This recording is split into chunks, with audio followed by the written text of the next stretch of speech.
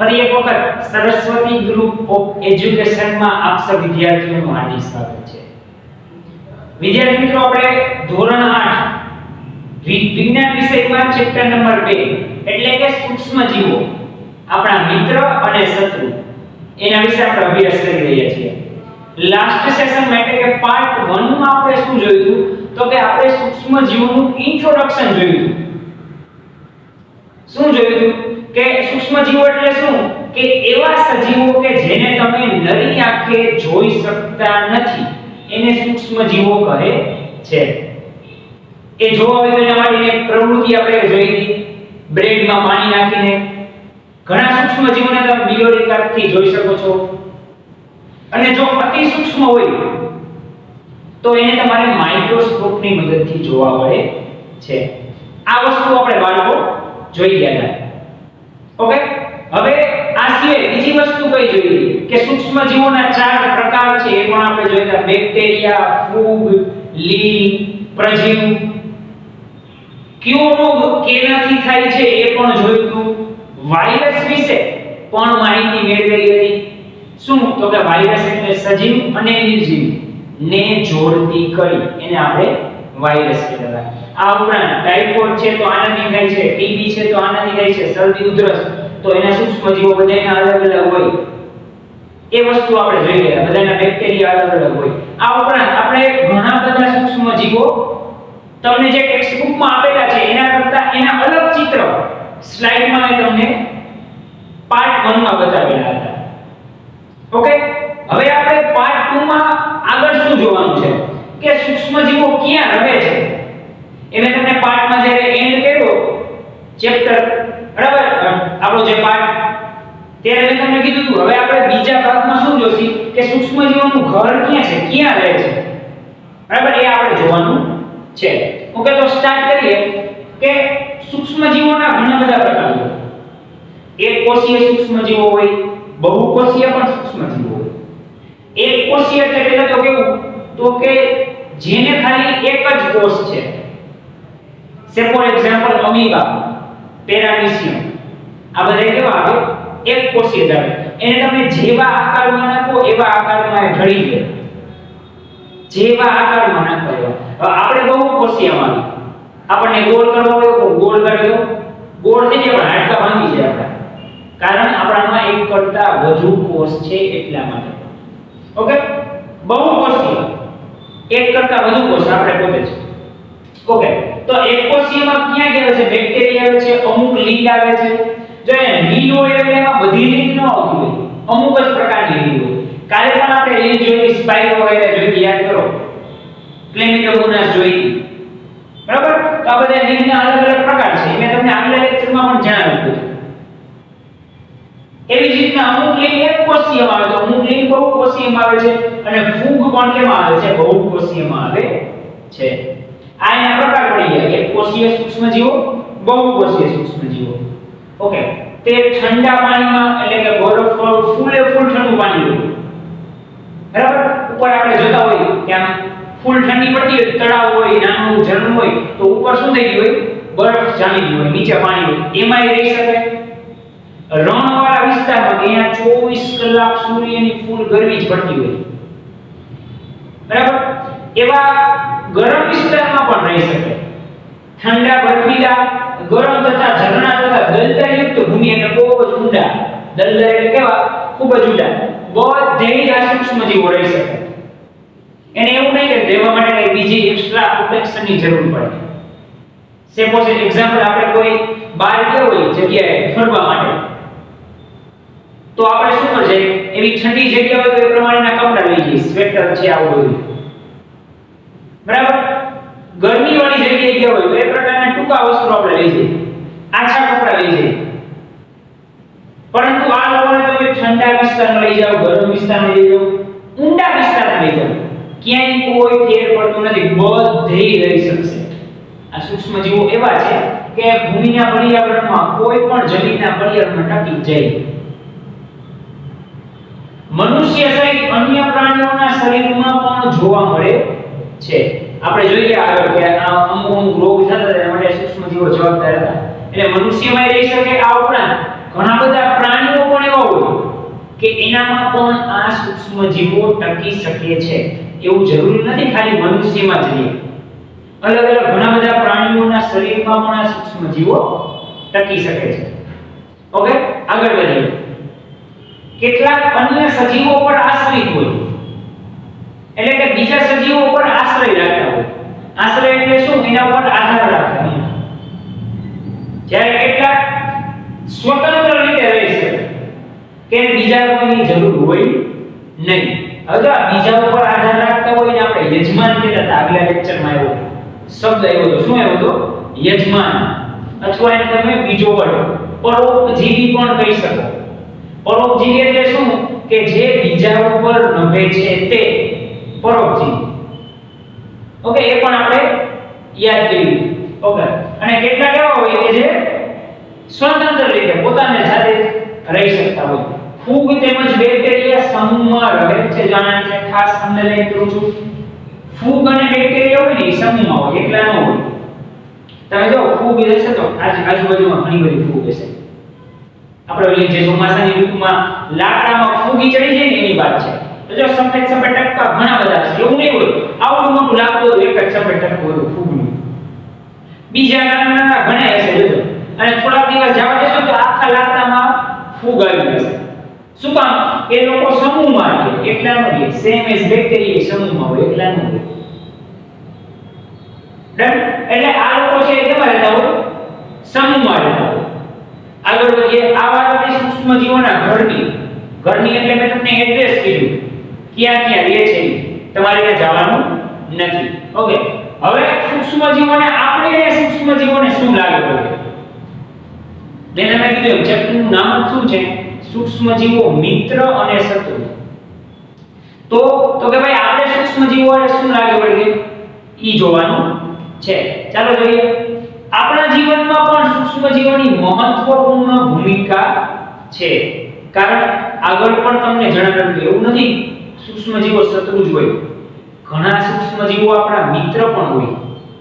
Example તરીકે મેં તમને આની પહેલા પણ કીધું હતું પહેલા પાઠમાં કે દૂધમાંથી દહીં બનાવવા માટે લેક્ટોબેસિલસ નામના બેક્ટેરિયા જવાબદાર છે. તો એ શું છે? આપણા મિત્ર થયા, લાભદાયી થયા. એ હાનિકારક છે નહીં. આ કોઈ તમને તાવ આવ્યો, શરદી આવ્યો એના માટેના જે સૂક્ષ્મજીવો છે તો એ આપણા માટે હાનિકારક થશે. અધરવાઇઝ તો બાકીને કેવા છે? લાભદાયી જ થશે. ઓકે, અમુક લાભદાયી હોય, અમુક કેવા છે? હાનિકારક છે. મેં જે તમને વાત કરી અમુક આપણા માટે લાભદાયી હોય, અમુક કેવા હોય? હાનિકારક. હવે કયા લાભદાયી છે અને એવા કેટલા છે? એવી જ રીતે કયા હાનિકારક છે અને એવા પણ કેટલા છે એ હવે આપણે જોવાનું છે. પણ એ પહેલા તમે જે આ બેઝિક માહિતી છે એનું એડ્રેસ અને શું કહેવાય એનું એડ્રેસ એ થોડું તમારી બુકમાં નોટ ડાઉન કરી લો, પછી આપણે આગળ જોઈએ. બાળકો આપણે એ જોઈ ગયા કે સૂક્ષ્મજીવો ક્યાં રહે છે, એટલે કે એનું એડ્રેસ આપણે જોયું. આ ઉપરાંત આપણે એ પણ જોયું કે મનુષ્ય છે એના જીવનમાં એની મહત્વપૂર્ણ ભૂમિકા છે. કે ઘણા સૂક્ષ્મજીવો મિત્ર પણ છે અને ઘણા સૂક્ષ્મજીવો શત્રુ પણ છે. તો એમાં હવે આપણે આગળ જવાનું છે કે કયા સૂક્ષ્મજીવો સજીવ એટલે કે મનુષ્યના મિત્ર છે અને કયા શત્રુ છે. એ ટોપિકમાં આપણે આગળ જવાનું છે. તો ચાલો આપણે જોઈએ. વાત કરીએ ઉપયોગી સૂક્ષ્મજીવો કે જેનો આપણે યુઝ કરીએ છીએ દરરોજની લાઈફ છે આપણી રોજબરોજની જીવનમાં. એમાં એવા કયા સૂક્ષ્મજીવો છે કે જેનો આપણે વ્યવસ્થિત રીતે ઉપયોગ કરીએ છીએ એની પહેલા આપણે વાત કરવાની છે. તો એની વાત કરીએ. દહીં, બ્રેડ, કેક આ બધું બનાવવામાં સૂક્ષ્મજીવોનો ઉપયોગ થતો જ હોય. હમણાં જ મેં તમને વાત કરી કે દૂધમાંથી દહીં બનાવવા માટે કયા બેક્ટેરિયા જવાબદાર છે? Yes, lactobacillus bacteria. આ શું છે? જવાબદાર છે. તો આવી રીતના ખાલી દૂધમાંથી દહીં નહીં પરંતુ તમે બ્રેડ બનાવો, કેક બનાવો, આ બધાય માટે સૂક્ષ્મજીવો જવાબદાર છે. એના માટે સૂક્ષ્મજીવો જવાબદાર ક્યાં છે? દહીં અને બ્રેડ માટે યીસ્ટ. બરાબર? ઓકે. પર્યાવરણને સ્વચ્છ રાખવા માટે પણ સૂક્ષ્મજીવોનો ઉપયોગ થાય છે. હવે તમને એમ વિચાર આવે, પર્યાવરણને સૂક્ષ્મ, એક તો બેક્ટેરિયાથી સૂક્ષ્મજીવોથી પર્યાવરણ ગંદુ થતું હોય, બગડતું હોય, હાનિકારક થતું હોય, એના બદલે અહીંયા વળી એવું શું કે પર્યાવરણથી સૂક્ષ્મજીવો લાભદાયી. તો અહીં જો તમને એક્ઝામ્પલ આપ્યું છે કાર્બનિક કચરાનું વિઘટન. કાર્બનિક કચરો એટલે કેવો? પશુ પ્રાણીઓના મલમૂત્ર હોય, શાકભાજી, ફ્રૂટ હોય, એની છાલ હોય, બરાબર? આ બધી વસ્તુ એક જગ્યાએ એકઠી થતી હોય, તો એના ઉપર સૂક્ષ્મજીવો આવે અને વિઘટન થાય એટલે એનું શું થઈ જાય? કુદરતી ખાતર બની જાય. આ વસ્તુ આપણે પહેલા ચેપ્ટરમાં જોઈ ગયા, યાદ કરો. બે પ્રકારના ખાતર આવતા, કુદરતી ખાતર અને કૃત્રિમ ખાતર. કુદરતી ખાતર છે ખુલ્લી જગ્યામાં થતું, જ્યારે કૃત્રિમ ખાતર કારખાનામાં બનતું. એમોનિયમ ફોસ્ફેટ, એનપીકે આ બધા કૃત્રિમ ખાતરના ઉદાહરણ હતા. જ્યારે કુદરતી ખાતરમાં શું હતું? તો કે આવી બધી વસ્તુ ખુલ્લી વસ્તુમાં ખુલ્લી જગ્યાએ થોડા દિવસ રહેવા દો એટલે આપમેળે એના ઉપર બેક્ટેરિયા આવે, વિઘટન થઈ જાય ને ખાતર બની જાય. તો અહીંયા એ જ વસ્તુ કીધી છે, કાર્બનિક કચરાનું વિઘટન કરી બેક્ટેરિયા દ્વારા બિનહાનિક પદાર્થોમાં રૂપાંતર કરવામાં આવે છે. આ હાનિકારક પદાર્થો હતા, કાર્બનિક કચરો હતા નહીં. હાનિકારક પદાર્થોમાંથી કેવા થઈ ગયા? બિનહાનિકારક પદાર્થોમાં રૂપાંતરણ થઈ ગયું. કેમ કે સ્વાભાવિક છે, પ્રાણીઓના મોર હોય, છાલ હોય, આ બધું અન્નની એટલે વાસ મારે, બગાડ થાય, બરોબર? પણ જો એના ઉપર સૂક્ષ્મજીવો આવશે તો ઈ જે બગાડ હશે એને સુગાડ એટલે કે એને સુધારી નાખશે બગાડને, અને એને ખાતરમાં રૂપાંતરણ કરી દેશે. તો આવી રીતે આ સૂક્ષ્મજીવો છે પર્યાવરણને સ્વચ્છ રાખે છે. આમાં પણ પર્યાવરણને સ્વચ્છ રાખવામાં આવી રીતે સૂક્ષ્મજીવોનો અગત્યનો ફાળો રહેલો છે. આગળ જોઈએ બેક્ટેરિયાનો યુઝ, કે બેક્ટેરિયાનો ઉપયોગ ક્યાં ક્યાં થાય છે? તો કે ઘણા બધા બેક્ટેરિયા એવા છે એનો ઔષધો એટલે કે દવા બનાવવામાં પણ ઉપયોગ થાય છે. યસ, તમને એમ થશે આ બેક્ટેરિયા દવા બનાવવામાં પણ? હા, ઘણી બધી દવાઓ એવી હોય કે જેમાં ઔષધોમાં તથા કૃષિ ક્ષેત્રે નાઇટ્રોજનના સ્થાપનમાં, યસ, નાઇટ્રોજનનું સ્થાપન. હવે નાઇટ્રોજનના સ્થાપન કઈ રીતે થાય જમીનમાં? તો કે તમે જાણો છો કે નાઇટ્રોજન જમીનમાં ન હોય, ઈ ક્યાં હોય? હવામાં રહેલો હોય.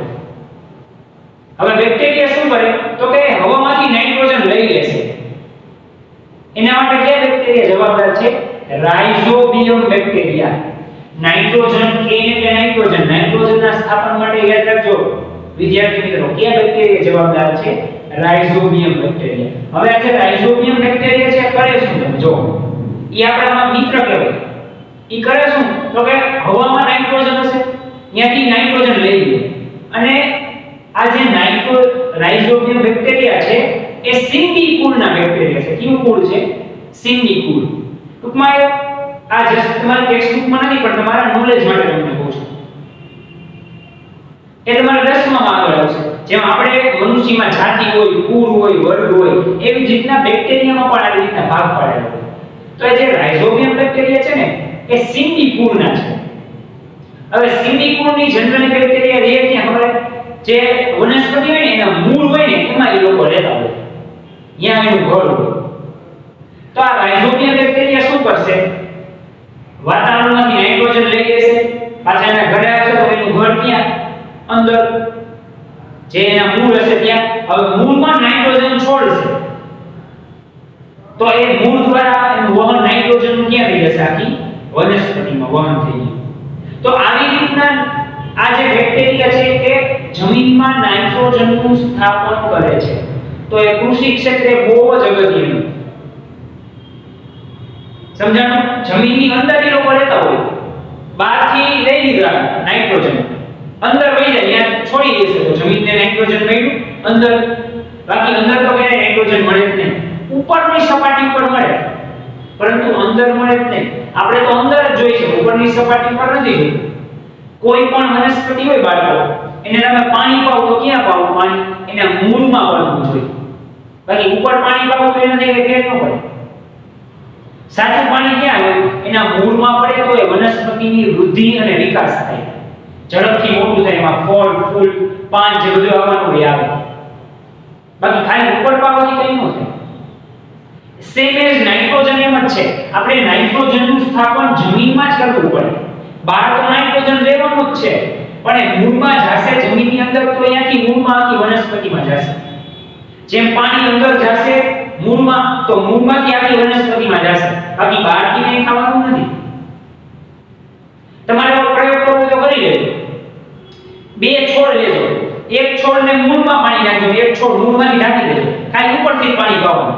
મૂળમાં ઢાંકી દેવાનું, કોઈ પણ પાત્ર અથવા કોથળી નાખી દેવાની, કામ પાણીને કોથળી નાખી દેવાની. મૂળમાં એક ટીપું પડવું ન જોઈએ.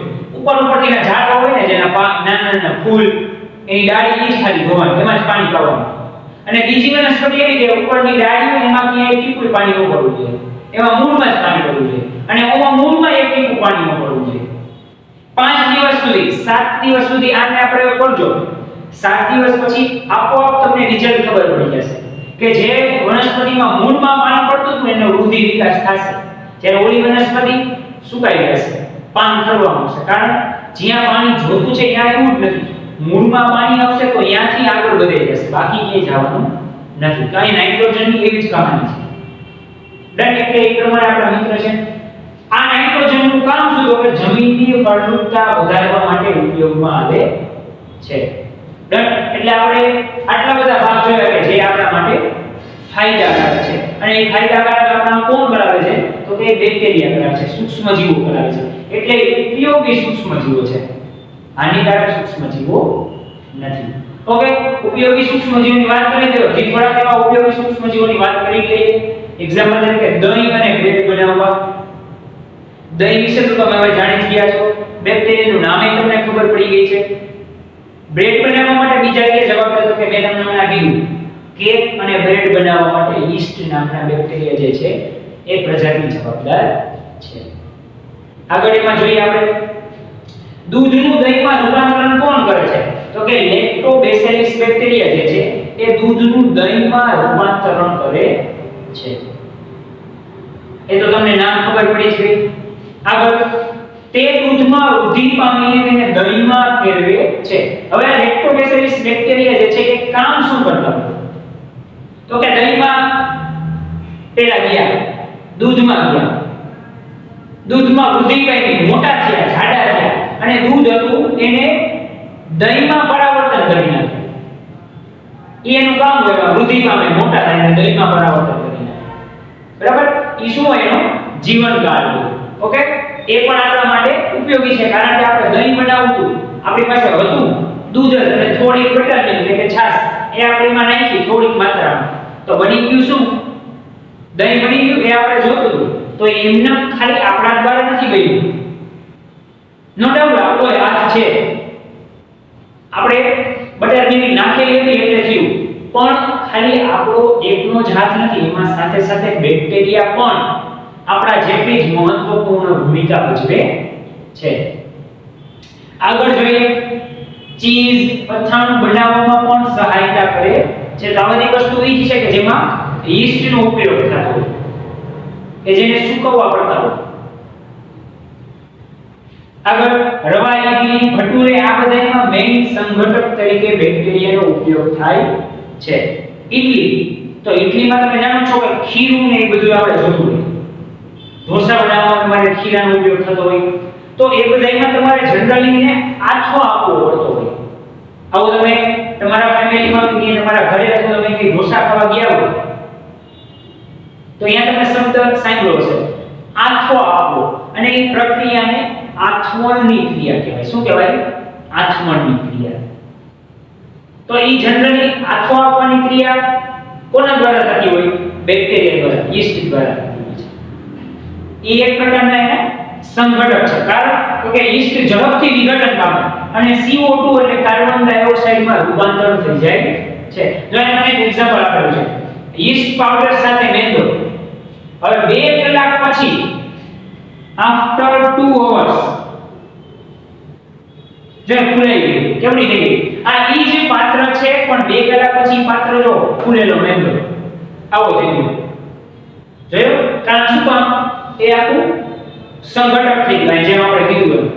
સહાયતા કરે, વિઘટન પામીને CO2 છે મેંદાના લોટનું કદ વધારી દે. આમાં હતો મેંદો જ, જવાની મેંદો યીસ્ટ પાવડર સાથે આ નાઈટ્રો પાવડર મેંદા એની એક્ઝેક્ટ 2 કલાક પછી તમે જોયું તો એ આખો મેંદો ફૂલાઈ ગયો. આ એ જ પાત્ર છે, પરંતુ પાત્રમાં જો કેટલો ફેર છે. આમાં પાત્રની નીચે અહીંયા યીસ્ટ અને મેંદો હતો, હવે ઈ જ મેંદો આખો બહાર ઉપર આવીને ફૂલાઈ ગયો છે જો, પણ 2 કલાક પછી. ડન.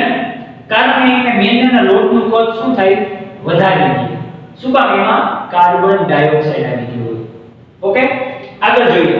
બ્રેડ, પેસ્ટ્રીઝ, કેક બનાવવા માટે પણ કોનો ઉપયોગ થાય છે? જનરલી યીસ્ટનો ઉપયોગ થાય છે. કારણ આ બધામાં તમારે આચમનની ક્રિયા કરવી જ પડે, અને જેમાં આચમનની ક્રિયા થતી હોય એ બધામાં યીસ્ટનો ઉપયોગ થતો હોય છે. ઓકે, આ આપણે મિત્ર જોયા. હજુ પણ આપણે આગળ એવા ઘણા બધા આપણા જે મિત્રો છે એ જોવાના છે. એટલે કે જે એવા ઘણા મિત્રો છે કે જેને આપણે જોઈ શકતા નથી, પરંતુ એ આપણને પ્રક્રિયા કરીને આપે છે, કે જે પડદા પાછળના કલાકાર છે. તો એવા આપણા મિત્રો એટલે કે સૂક્ષ્મજીવો આપણે જોવાના છે. આપણે અત્યારે આટલા સૂક્ષ્મજીવો જોયા, એનો બાળકો તમે ઝડપથી સ્ક્રીનશોટ પાડી લો અને આટલા જે મુદ્દાઓ લખેલા છે એ તમારી બુકમાં એક વખત નોટ ડાઉન કરી લો.